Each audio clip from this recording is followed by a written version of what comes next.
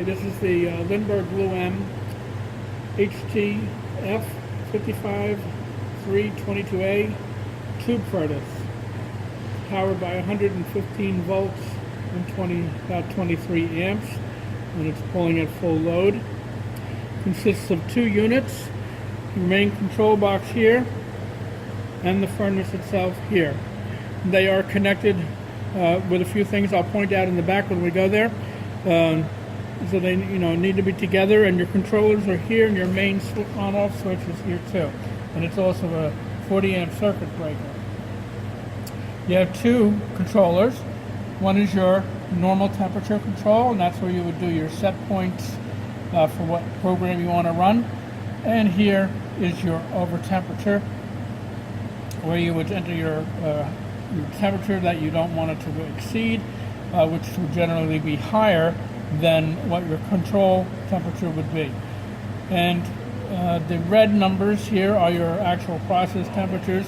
It's using two separate K-type sensors, so you can see that we do get a slight discrepancy, and plus as it's heating and cooling you will get a discrepancy, but they're very close, and that's normal. On the main unit here, if we I have heat being applied. I wanted to show that to you. So it's 1,000 degrees, but your lock for your lid is here. Be aware that if you open up this lid at any time, it will rest against a stop in the back. However, it's not balanced. You have these feet here in the front, and I have this one here. I have a clamp holding it, but these, you're going to want to clamp these to a bench, bolt them down or whatever, because when you open this it will fall over backwards. It's not balanced that way. As you can see, I wanted to just point out from the side here, you can see we have the heat going on inside with the orange. I have it plugged on both sides.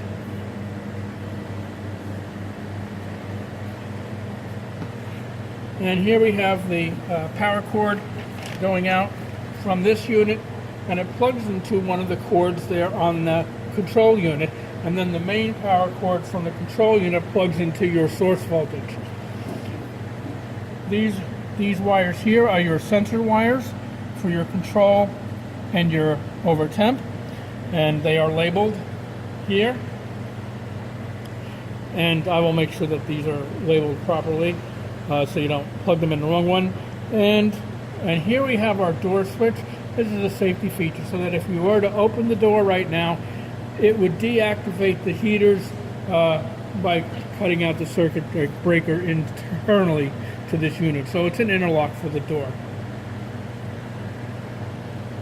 So I've allowed it to cool. We're down to about 180 degrees.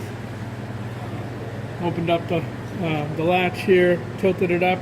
I want to reiterate the fact that this is top heavy, so without this clamp here, this would fall over backwards, so you want to make sure you've anchored this properly.